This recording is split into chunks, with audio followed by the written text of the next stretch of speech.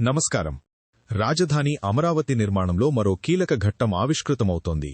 అమరావతికి తలమానికంగా నిలిచే సీడ్ యాక్సెస్ రోడ్డు పనులు ఇప్పుడు యుద్ధ ప్రాతిపదికన జరుగుతున్నాయి. ప్రస్తుతం నేనున్న ఈ ప్రాంతం రాబోయే రోజుల్లో రాజధాని ముఖచిత్రాన్ని మార్చబోతున్న అత్యంత కీలకమైన ఫేజ్ -3 నిర్మాణ ప్రాంతం.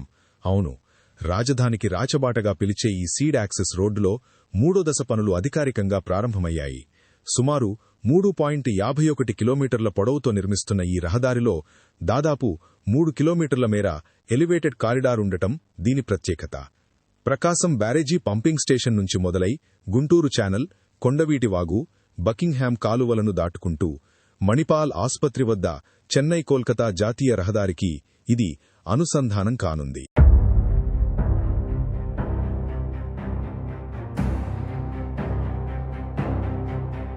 ప్రస్తుతం ఇక్కడ మీరు చూస్తున్నట్లుగా కొండవీటి వాగు, గుంటూరు ఛానళ్లపై వంతెనల నిర్మాణం కోసం పైల్స్ పనులు శరవేగంగా జరుగుతున్నాయి.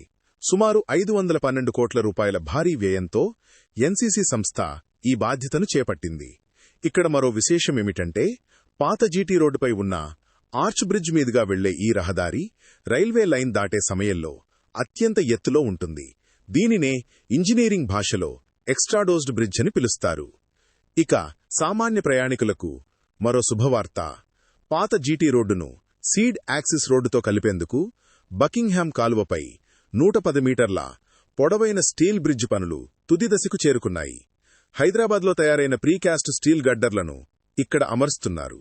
ఈ మార్చి నెలాఖరుకల్లా స్టీల్ బ్రిడ్జ్ సిద్ధమైతే విజయవాడ నుంచి రాజధానిలోకి వచ్చేవారికి కరకట్ట రహదారి కాకుండా ఒక అద్భుతమైన ప్రత్యామ్నాయం అందుబాటులోకి వస్తుంది. వచ్చే మే నెలాఖరు నాటికి కొండవీటి వాగు, గుంటూరు ఛానల్ వంతెనలు కూడా పూర్తయితే ఫేజ్ -3 నిర్మాణం మధ్యలో ఉన్న స్టీల్ బ్రిడ్జ్ ద్వారా రాజధాని రాకపోకలు మరింత సులభతరమవుతాయి. మణిపాల్ ఆస్పత్రి వద్ద నిర్మించబోయే ట్రంపెట్ ఇంటర్చేంజ్ ఈ ప్రాజెక్టుకే హైలైట్ కానుంది. అమరావతి అభివృద్ధి పనులపై మరిన్ని లైవ్ అప్డేట్స్ కోసం చూస్తూనే ఉండండి మన ఛానల్.